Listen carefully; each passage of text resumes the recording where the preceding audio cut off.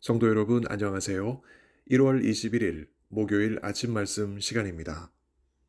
말씀을 나누시기 전에 어제 폐암으로 투병 중이시다가 하나님의 부르심을 받으신 민호성 집사님 그 가정에 하늘로부터 내리는 하나님의 위로와 천국에 대한 소망이 넘치기를 이 시간 간절히 소망합니다. 성도 여러분들께서도 민인태 집사님과 유가족들을 위하여 기도해 주시기를 부탁드립니다. 이 시간 함께 나누실 하나님 말씀은 누가복음 7장 36절에서 50절까지의 말씀입니다. 그 가운데 50절 말씀을 봉독하여 드리겠습니다. 예수께서 여자에게 이르시되 내 믿음이 너를 구원하였으니 평안히 가라 하시니라. 아멘. 눈물을 흘리며 다가오는 아이를 측은히 여기지 않을 부모는 세상에 없습니다. 부모는 그 눈물의 의미를 단번에 알아채고 또 그 눈물을 닦아주고 품에 안아줄 만한 넉넉한 마음이 있기 때문입니다. 아이는 세상 누구보다 부모가 자신의 눈물을 닦아주고 위로해 줄 것이라 확신하기에 부모에게 달려갑니다. 부모가 의심스럽다면 부모에게 평안을 기대할 수 없기에 아이는 부모에게 달려가지 아니할 것입니다. 한 여인이 예수께 울며 나아갔습니다. 마치 부모에게 나아가는 어린아이처럼 말입니다. 비스듬히 누워서 식사하시는 예수님의 발등 위에 눈물을 떨구며 그 발을 적십니다. 그러면서 동시에 자기 머리털로 예수님의 발을 닦아내며 계속해서 그 발에 입맞추고 향유를 붓습니다. 오늘 본문의 정황을 고려해 볼 때 이 상황은 예수님께 급작스러운 일이었음에 틀림이 없습니다. 공개된 자리에서 갑작스레 벌어진 일이었기에 예수님께서도 또 그 식사에 초대된 사람들에게도 이 사건은 모두 난처하고 어색했을 것입니다.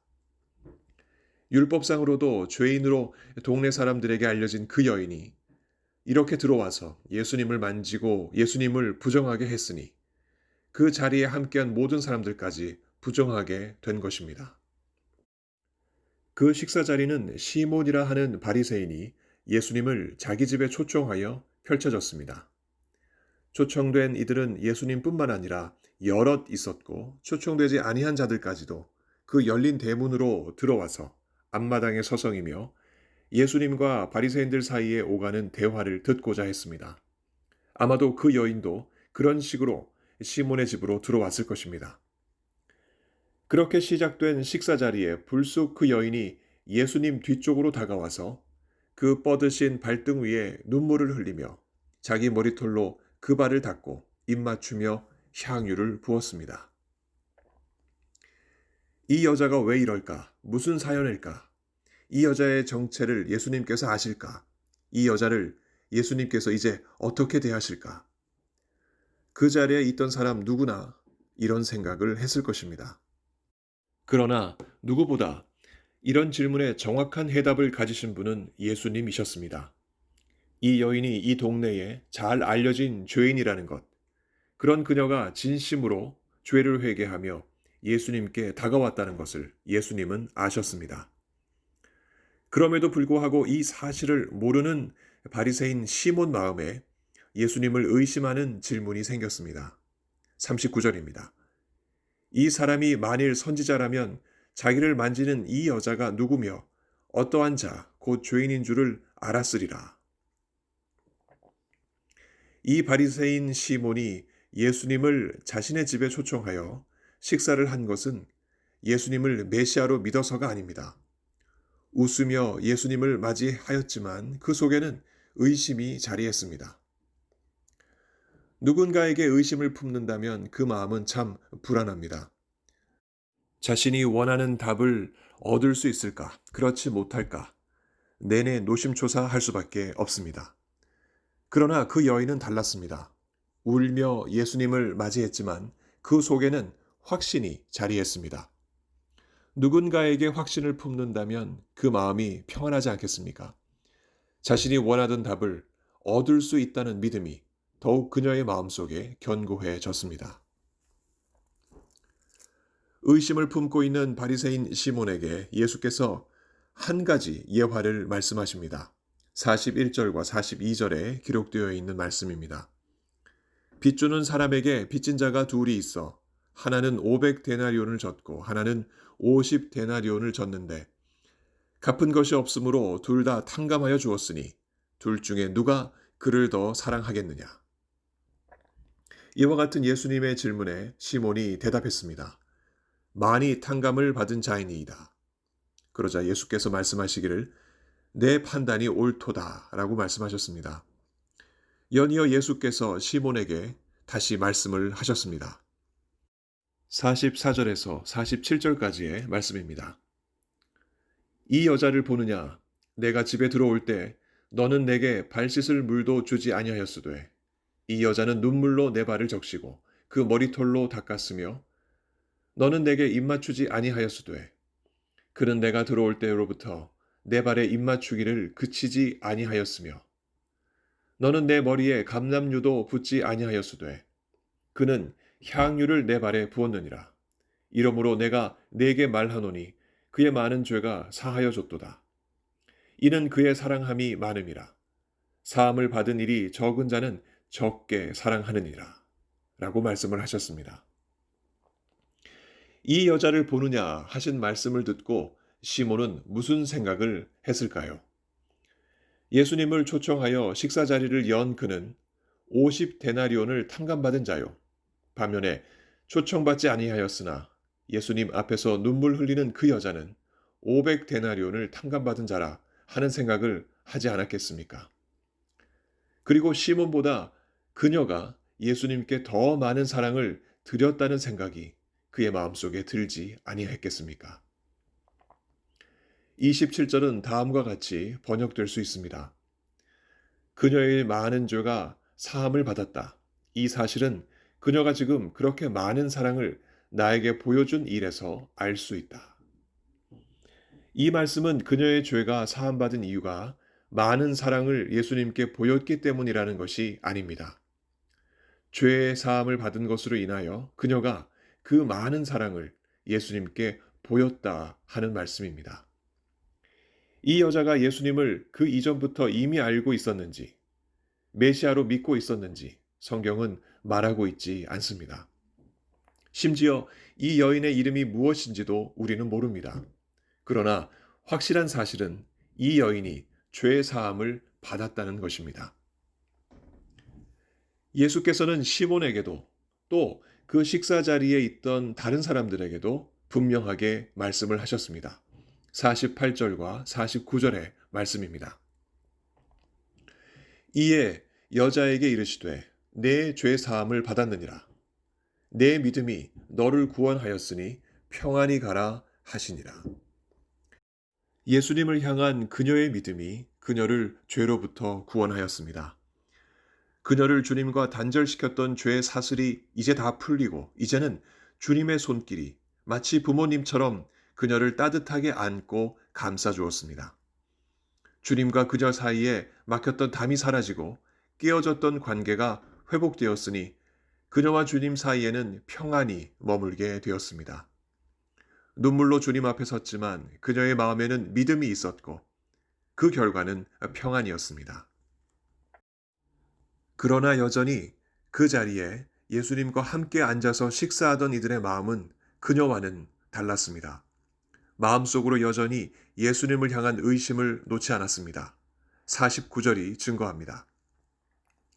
속으로 말하되 이가 누구이기에 죄도 사하는가 하더라. 이가 누구이기에 예수님을 랍비를 넘어서는 그리스도로 믿지 못하는 심정이 적나라하게 드러납니다.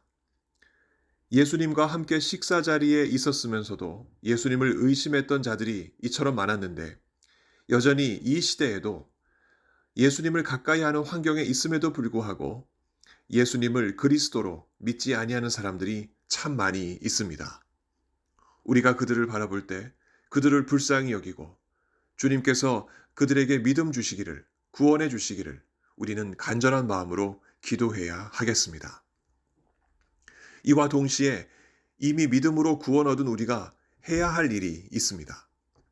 주님을 진정으로 사랑하는 일, 그것이 바로 우리가 해야 할 일입니다. 예수님은 우리에게 누구십니까? 그 여인처럼 우리에게 구원을 주신 분이 아니십니까? 우리는 주님에게 어떠한 은혜를 입었습니까? 500데나리온보다 더 큰 빚을, 엄청난 죄를 탕감받지 않았습니까? 까닭에 세상 무엇보다 주님을 사랑하며 주님과 깊은 만남을 이어가는 것은 참으로 고마운 주님의 은혜요, 하늘로부터 오는 복입니다. 이 은혜와 복을 누리는 성도가 주님 주시는 평안을 누릴 수 있습니다. 오늘 이 아침 이 믿음으로 예수님 앞에 나아가는 우리 모두가 되기를 바랍니다. 저 여인처럼 울면서 나아갈 수도 있습니다. 어떠한 모습으로 나아가든 나아가서 주님을 향한 우리의 사랑을 찬송과 기도로, 헌신으로 표할 수 있는 이 아침이 되기를 원합니다. 그때 우리는 우리를 품어주시는 주님 안에서 평안을 누리게 될 것입니다. 성령께서 우리를 이처럼 이끌어 주시길 예수 그리스도 이름으로 간절히 축원합니다. 함께 기도하시겠습니다.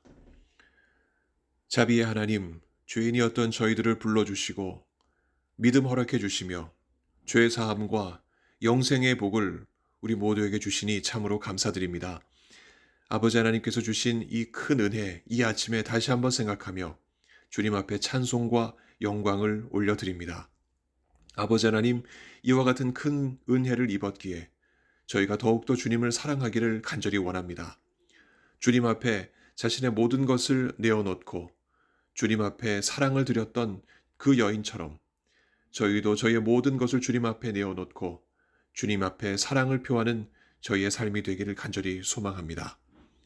아버지 하나님, 이 시간 간절히 기도하옵기는 고 민호송 집사님 가족을 위하여 기도합니다.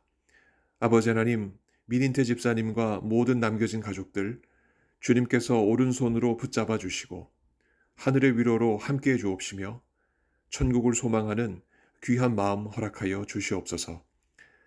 세상의 그 무슨 말로도 위로할 수 없는 이 상황에서 오로지 위로가 되는 것은 하나님의 말씀이며 또한 하나님 허락하시는 소망일 줄 믿습니다.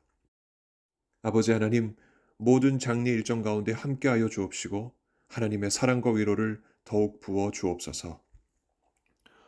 또한 고 이은옥 권사님 유가족들을 위하여 기도합니다. 평생을 하나님을 섬기며 사시다가 주님의 뜻 가운데 부르심을 받은 고 이은옥 권사님, 남겨진 모든 유가족들에게 하늘의 소망을 함께 품게 해 주옵시며 하나님께서 주시는 위로와 사랑으로 주님께서 붙잡아 주시옵소서. 모든 장례 일정 가운데 우리 하나님께서 은혜 주실 줄 믿습니다. 아버지 하나님, 몸이 아파서 낫기를 구하는 많은 하나님의 종들이 있습니다. 그분들의 모든 기도를 주님께서 들으시고 응답하셔서 어서 속히 회복되는 놀라운 은혜 베풀어 주시옵소서. 삶의 많은 문제로 주님 앞에 간절히 기도하는 하나님의 종들, 주님께서 그 간절한 기도를 들으시고 오늘도 역사하실 줄 믿습니다. 이와 같은 귀한 은혜 오늘도 더하여 주시옵소서. 감사드리며 우리 구주 예수 그리스도 이름으로 기도하옵나이다. 아멘. 성도 여러분, 오늘 하루도 주님과 동행하시는 귀한 하루 되시기 바랍니다. 감사합니다.